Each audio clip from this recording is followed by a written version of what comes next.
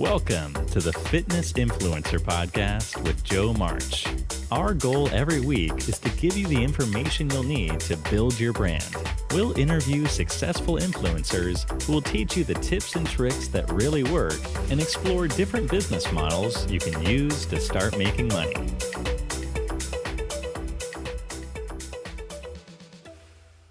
Hi, my name is Joe March, a longtime financial professional turned personal trainer. I'm now navigating the world of how to become a fitness influencer.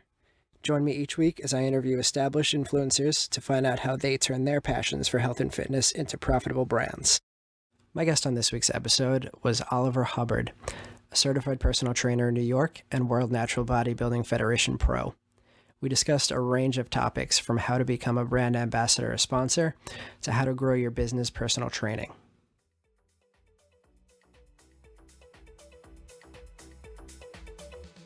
My guest today is Oliver Hubbard. Oliver is an NASM, NASM certified personal trainer, World Natural Bodybuilding Federation Pro, longtime plant-based eater, and brand representative for a number of brands across the fitness apparel and supplement community. What kind of brands are you covering now? So I was previously with MFit Subs, but now I'm with another company called Plant Era, with clothing companies. I'm sponsored by Trident Apparel. Great community of people. We link up together. It's got more of a like European style of fit, but they got some really nice clothes. And I always do my best to stay active in the vegan community. My whole preach with plant-based eating is just looking at it from a whole foods perspective, consuming a large portion of it coming from whole foods, your nutrition, rather than a all or nothing approach. A lot of people feel as if they have too much pressure on them from someone who's vegan, or I'm going to condemn them, but that's not my approach whatsoever. You know, just being overall a healthy person and getting that nutrition. And for me, what really helped is it was in alignment with my belief system in terms of compassion for the animals and feeling better. When I did my research and consumed, the appropriate amount of calories, seeing what micronutrients to take in, being on top of my vitamins, so on and so forth, that when I competed at my first natural bodybuilding show, I ended up winning my pro card, and it was an amazing feeling. And when I was in alignment with that lifestyle, I felt like I could follow through and have consistency. Because for me, previously, I was consuming a lot of animal products, and I kept asking these questions in my head. I kept saying, I'm going to do this show and then backing out. And then for me, it was going on the inside, seeing internally what's going on here. What's my thought process? Why am I not adhering to this goal? And how can I change that? And then it all comes down to congruence. What got you into fitness in the first place? It was nearing the end of high school. Very, very negative self-talk on me, and if like to myself, and many people won't be able to see that if I'm being critical of myself. I'm very good at just most people, you hear the stories, they got a smile on their face, they're cracking jokes, but on the inside I was just eating myself apart. I was very, very critical, hypercritical, of course, because I was, I didn't need to put myself into such a depressed state. I believe I was, there's upset and then there's depressed. And I believe I was depressed for quite a amount of time. And I think it's that trauma that put me into the position to say, all right, what am I going to do now? Why are you making so many excuses for things that you want to do? And one of the things I always thought about and spoke about in my head, and also going to the gym for maybe a month and stopping, doing P90X for a week and then stopping, like all these things of just being a dabbler. And that's one of the worst things that you can be, with things that you have an untapped potential for and things that you're truly passionate about, and sparking that fire to really go head on. And sometimes I think people want to do all the research and be a perfectionist, which can be good, but it can also just paralyze you to a sense, where I just said, all right, I'm working out. I got a driver's license. That was the switch for me. I got a driver's license. I was like, I can drive to the gym, so there's no excuses. And I'm going to be consistent. I'm going to transform my body. Granted, I did so many things wrong, but I learned from that. And I was able to transform my body, which it's synonymous with the mind. You extrapolate all right, if I put in the work, if I'm consistent, if I have a routine, these are all great things. You get the endorphins from working out, you get all the benefits from it. And that was the initial thing, just going from a place of being depressed and saying enough is enough and getting started. And then after you get started, 21 days after you do it for X amount of time, it just becomes routine. That's why people think it's so others. Like, how could you go to the gym, or how are you working out so consistently in your home? It's, if there's a will, there's a way. And then when it's routine, it's just like, this is what I do. This is what I love. This is what I've gotten benefits from. And this is what I'm going to continue to do. So that was the inception right there. Did you have any kind of an athletic background, or like who or what pushed you to go to the gym? Oh, that was another reason that fueled me going to the gym and being so adamant about being consistent, because I didn't make the basketball team in high school. I did wrestling. I was in 11th grade on JV, and after a month and a half, I left to go get Wendy's with one of my friends and never went back. I talked myself out of doing football when I showed some interest in that. And I didn't identify as athletic. I thought of myself as kind of uncoordinated, or these people are so much better. They've been doing this for so much longer. And then puts you in the position of where I was, where, all right, I shouldn't do this. And now it's totally different. Now I have that self-confidence due to the results and due to the consistent effort and due to self-belief. Somebody who may have a stronger or a higher physical capacity, let's just say in a sport, but doesn't go after it with confidence isn't going to be as good as somebody who might have less potential but is more confident. So there's other aspects and other factors to bring into consideration. So I was able to re-identify myself or find my truer self, however to phrase that. But now I believe I'm athletic, and before I was just like, no, there's no way. Yeah, no, I get that. The first time I walked into a gym, or when I was thinking of walking into a gym, I was like, who am I to go into a gym? Like, what are people going to think of me in the gym? Like, I'm this skinny little kid who I don't belong there. Mm-hmm. And 10 years later, becoming a trainer. Exactly. And then also, I think one part that's so inspiring about your story is you were in accounting, right? Or finance. Yeah, finance. You're in finance, and you got the degree. You're doing the 9 to 5, right? Doing the 9 to 5 for 10 years. 10 years, and then you made that switch. So like, I feel like at that point, doing something for 10 years, you can further ingrain that whole mindset of like, why should I do personal training? I've been doing this for 10 years, but you still made that switch, which I think is very commendable. And that's one thing that clicked with me and you being trainers, feeding off that energy of positivity and belief, really. Yeah, and it's funny how, I mean, it definitely took a little time for me to make that mental flip in my mind of Mm-hmm. I belong here and I actually know what I'm doing, but it happens quicker than you think. After a few months of doing it, you build that routine and build that habit and get that confidence. And it's like, oh yeah, Mm-hmm. I'm here doing this every day. I know what I'm doing. I can contribute to my clients because I'm living this life 24/7. They get to think about it a couple hours a day, and then that just builds up over time. Yeah.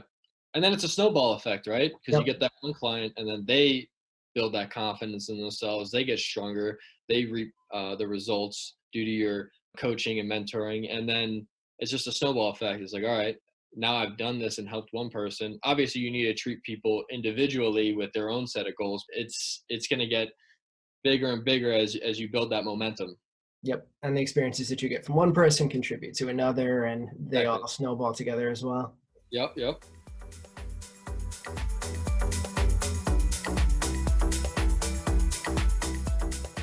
Focusing more on you as a fitness influencer, if you could give 1 or 2 sentence answer, what is your mission as a fitness influencer? I'll take the words of Wim Hof. I want everybody to be happy, healthy, and strong. And Nice. that resonates with me so much. Just happy, healthy, and strong. Why wouldn't you want that for everybody? And I love it. It's short, sweet, happy, healthy, strong. So that's what I want for everybody. So what platform did you start out using when you first started creating your presence and brand online? So my first was bodybuilding.com. Made an account there and was taking pictures to see my progress. Especially in the beginning, the progress is insane. As with anybody starting a weightlifting or fitness regimen. And then when it came to branding, that followed through with Instagram and working at different health clubs, building the people skills, which I believe is so important. People don't want to train with a robot who who knows what to do if it's not as engaging as somebody who has that way to connect. That's not to say everybody needs to be like, come on. It's adjusting and treating people differently and seeing what clicks for them. But working at the different health clubs was huge, just building my brand, networking with other people, going to different events, and that's really been it right there. Instagram, being at the different gyms and going to different vegan events are great. Going to health food stores are great. Talking to people there and getting clients through word of mouth. A cryotherapy place I go to, the owner there, Andrew, is awesome, and he plugged me with somebody else that I train, just showing him my Instagram saying, hey, this is the guy that comes here. You want to work out? I think you should message him. And that's kind of how it's been. And I'm really grateful for that too, because I really don't push or market as hard as I could, but Yeah. I've also been blessed to have the benefit that I'm also very busy with clients through word of mouth. And from the online standpoint, it sounds like something that I wouldn't have thought of, and a lot of people probably aren't thinking about, is that word of mouth and networking offline is maybe more important to you than going around and being on Instagram and messaging people and posting content in terms Yep. of how you have grown your following. Yeah. One really good approach, I believe, is kind of counterintuitive for me and how I build my clientele. For other people, they might be like, you ever hear the term like hard sale or soft sales? Yep. So for me, it's more of, let me provide as much value as I can for free and see if that helps you. And that kind of opens the door with somebody wanting to train with me. Sometimes it can just be appearance, like, oh, I want to look like you. Or sometimes it can also be like, hey, that really clicked when you said that, and it's been helping me and I feel a little bit better.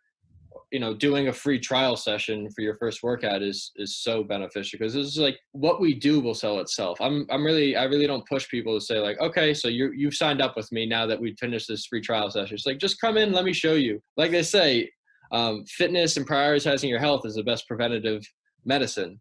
Absolutely. Getting a shoulder replacement, going on medications is more expensive, more draining. That's Yeah. kind of my whole sales pitch. At first, for me, it was really weird too, because I thought that everybody was like me and everybody was going to get to the gym no matter what. And then over time, shifting my mindset to be like, I'm accountability for a lot of these people. Like I have so much more to offer, but also I'm accountability to make these people come into the gym. And that, Yeah. like you said, is so much more than some people are going to get in their regular day life. In terms of the brands that you started working with, what does that entail? I always make sure to differentiate with people, like an ambassadorship or an affiliate type of deal versus a full-on sponsorship. With MFit, I was sponsored. So I got to go to the shows, was paid for my time, and got the supplements and clothing, and everything was handled. They took care of me. With an affiliate or an ambassadorship, some vary. They might have a tiered system, because I also worked with the ambassadorship program with MFit, helping build the brand as well. So seeing that there's a tiered system, let's just say tier 1, you get this list, meaning like, let's just say you get this much commission off your sales. You start off with one free product of your choice, and so on and so forth. Tier 2 might be 2 products, a higher commission base, and so on. So sometimes ambassadorships get twisted with a sponsorship. Maybe sometimes they can say ambassadorship and be what a sponsor. I know it's semantics to some extent, because sometimes an ambassadorship can be paid for and so on and so forth. But it's also important to understand what they're offering and what they're doing. And it's a give and take, right? You put so much time into yourself, your business, and now they want you to represent their products and sell the product. So make sure that it's also congruent with your beliefs and so on. So it's on a base to base, or it's on a sponsor to sponsor basis. Yeah, I think that's got to be that's the first and foremost for me. Like, do I align with these products before I consider anything else? And then what kind of content do they outline? What content they want you to provide for them, or is it what you would normally do and then you're just creating on top and including their brand information? Exactly. It would range with each company. Sometimes it was 2 to 3 posts a week. Sometimes it's 1 post a week, a post in a video, or if they're pushing a certain product for this week, doing a deal, posting it on your story, or doing a hard post where it's on your Instagram feed. So that's one aspect to it. Yeah, and sometimes you're coming to New York City and modeling around the city for. I completely saw that. Yeah, the photo shoots. Yeah, photo shoots and videos are super important, and they're a great way to spread the brand message and market it that way as well. That looks like a fun one. Yeah. Which one was that? Was that for Trident, or was that? Yeah, the Trident one is the one I saw. Yeah. Oh, photo shoots are so much fun, man. I remember like when I first started working at it, I was just like, that's like one of my goals. Like, how great would it be to do a photo shoot for a company? That was like one of my dreams. And I enjoy it. Like, they're literally so much fun because it's actually kind of a workout too. Like holding a pull up for a little bit and stuff like that. They're always a blast. They're good fun. Yeah, I imagine 11th grade, you didn't expect that you'd be doing that. No. Within 10 years. Not at all. So that's why I also said, like they use the term proud but never satisfied. And you can still be critical of yourself. So like sometimes I might catch myself with a certain type of self-talk that isn't always positive, but then I always check myself. I don't fester on anything like that. And I do the positive reinforcement of what I am doing right. I'm real with myself of where I can get better. And then I also think back to where I started. And I don't think a lot of people do that and give themselves the props and give themselves the love. The foundation of love is unlimited. A foundation of hate and negativity, when you're drawing from that end, it's hard to build a proper infrastructure when it's like, yeah, you know what? Like, look how far I've come. I said I was going to do this and I did that. I'm already beyond that. So that gets me amped up just even talking about that and having that mindset.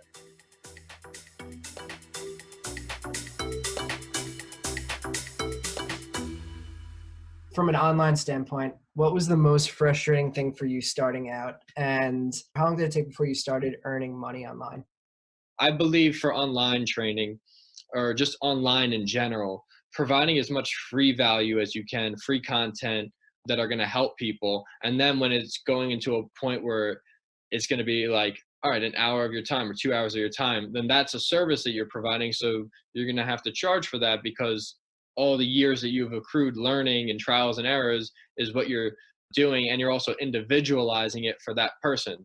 So I always do my best to provide free value, free content. And then when it's like, all right, we're going to do coaching, then let's have a consultation and carry it on from there. And same thing, Instagram DMs, conversations, providing free value. And there's no like, oh, I'm sending them this, so now they have to sign with me online. It's always just like, I want to help you. And then, okay, we want to take it to the next step. Let's do that. Let's hop on a call and figure this out. So you're finding clients just by going on Instagram and DMing them. You're like looking for people in your area, and they'll usually direct message me like for online training. And then also, like I said, I've been grateful for clients I do train going out there and having conversations with their friends saying, oh, my trainer's really good. You should train online with him. One of the clients I train her, she's over in Philly. Another one I train is over in Arizona, and then so on and so forth. And then, yeah, I haven't really pushed the online training as much as I really can right now because I was training a lot of people in person. But now with the virtual training, I'm learning so much about myself and the capabilities I can do to train online, and just upgrade the system, refine the system, because the system is the most important thing.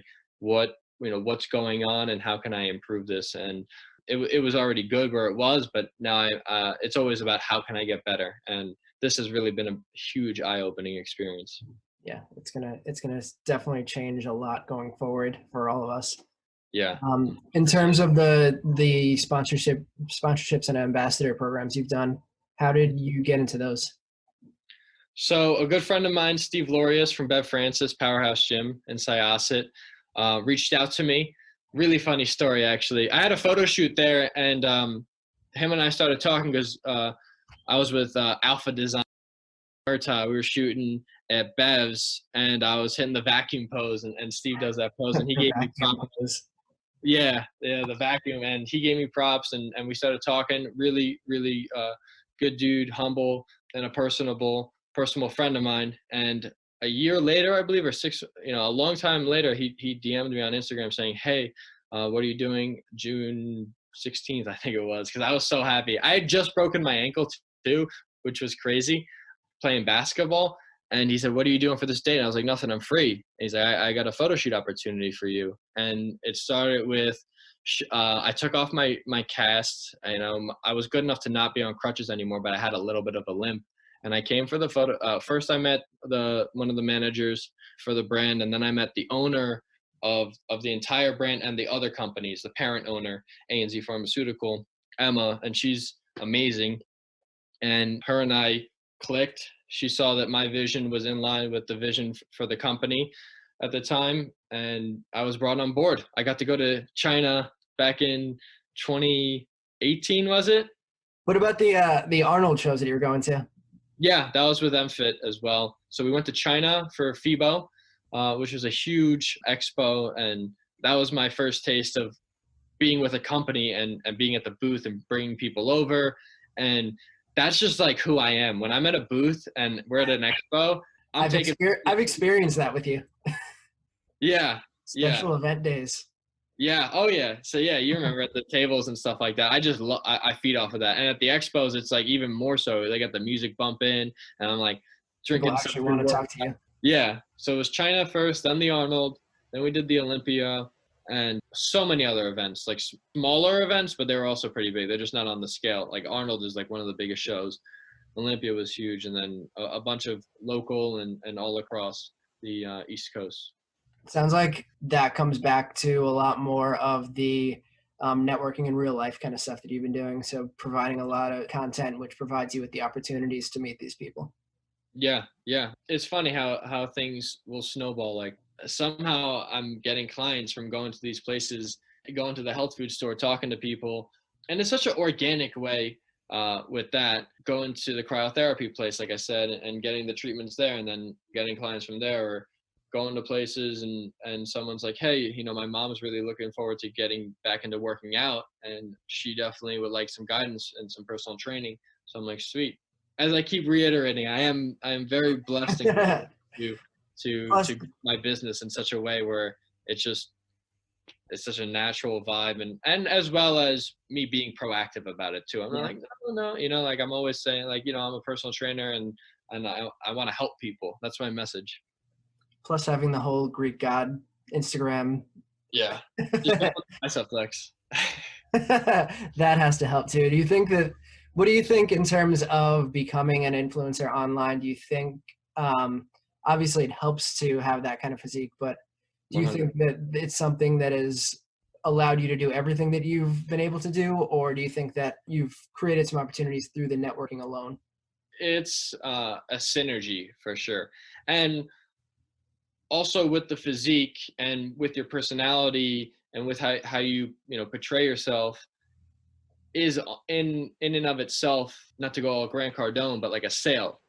Yep. Like, I mean, and it's genuinely you at the same time though. it is me. Yeah. Like I don't inflate my muscles like SpongeBob and stuff like that. So 100% building a specific physique, an aesthetic physique, as I like to say, is going to help big time. You won't, not to be like a lot of people I hear like vain and stuff like that, but some people look a certain way. They don't want to train with them. Some people judge like that, and it's just the way it is sometimes. And also like the marketing way of like, hey, like I want to look like you is big too. Obviously, where I'm at too with training, it really doesn't have to do with looks, because that's the bodybuilding aspect. That's a byproduct of hypertrophy training and some strength training and your goal. So a goal is usually to look good, build muscle size. But if you're looking to become the best dancer or Brazilian jiu-jitsu practitioner or a cyclist or a runner, a boxer, you're not always going to be super muscular and stuff like that. But there's no doubt whatsoever that building an aesthetic physique will help. But it's also, what are your goals as well? And if that starts to break away from something that you specialize in, adding on too much muscle, then what's the point really? Yeah, and I think kind of what you're saying is that it helps you in some of the things that you're working on, especially with training, and some of the sponsorships you've got. But you can also play to your specialties.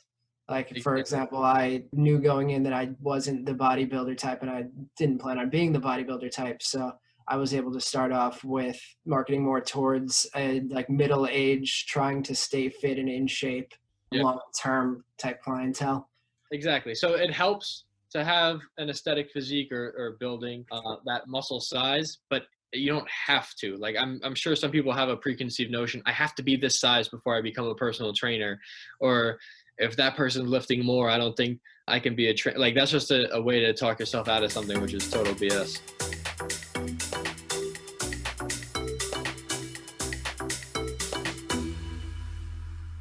Have to ask for me, and I'm sure there are other people that are curious. How many calories are you eating a day of vegan food? So I eat probably about 3,000 to 4,000 calories a day, depending on what I'm doing that day as well. If I'm doing boxing, I definitely eat more calories. I burn so many calories, and it's so exhausting to do an hour of boxing and give 100%, as well as do weight training that day too. So it's a combination of like, what am I doing that day? If I'm going to balance fitness and flexibility, doing a movement class, or if I have a PT session, and then I'm going to do weight training, or if I'm going to do boxing, it's all predicated on the day and how much I'm going to be moving around.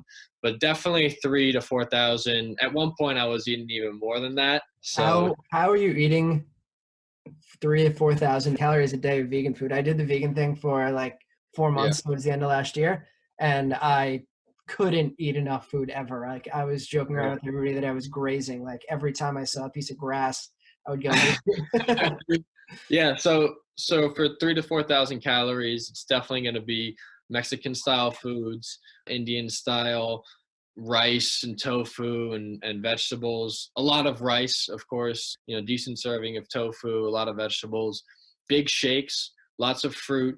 I like to do frozen bananas. Sometimes I'll even put avocado in my shake. It'll make it even a little thicker, ice cream style, which I always love.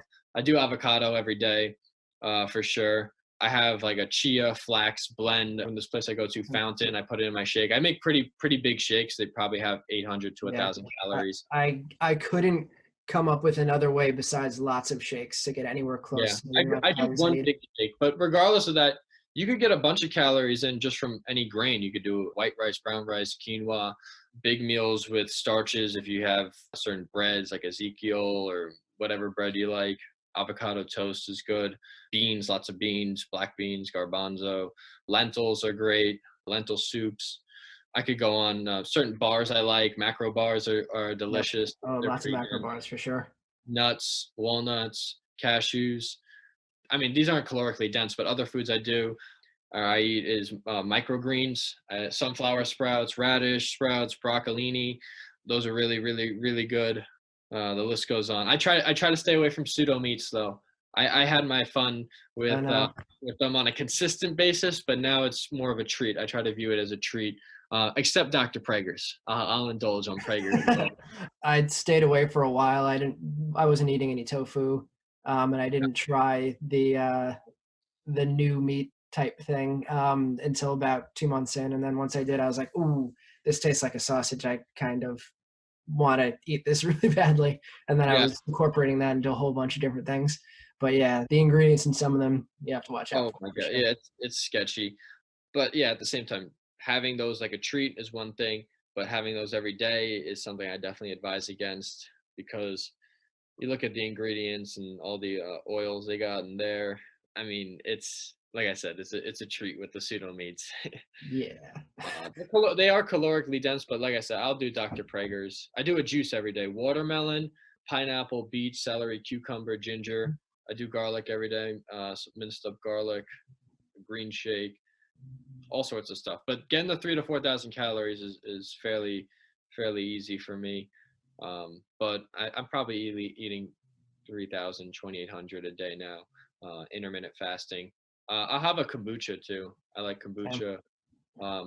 Black coffee, that's my pre-workout of choice right now. If I'm not doing black, I just got back on black coffee, so I'll do matcha. Yeah, I guess it's like anything. Building the habit is a majority of the game, and I wasn't able to build the habit in that time frame because I was in and out of the gym all day. So I Yeah. felt like I was running down and getting a juice twice a day because I just needed calories. All And my then money is I was spending probably $1,000 a month there or that something juice like that. bar, that's it. My paycheck, boom, straight to the juice bar. I'll get 4 superfood salads, and 6 shakes. Those are damn good. Yeah, but no, you definitely gotta prep at home. I tell people a lot, just prep a meal, at least one meal. That'll go a long way. So 100%. All right, man, I appreciate it. And for people interested in finding out more about you, where can they find you? All right, so if you guys want to follow me, I'm mainly on Instagram at Ohubbs, which is OHUBBZ. You can also type that into YouTube to find my channel there as well. And my email is also linked to my Instagram account. So if you guys want to reach out, have any questions, or I can help you guys in any way, please don't hesitate to do so. And if you'd like to find out more about myself, you can go on thefitnessinfluencer.com. In addition, if you have questions you'd like to ask influencers in future episodes,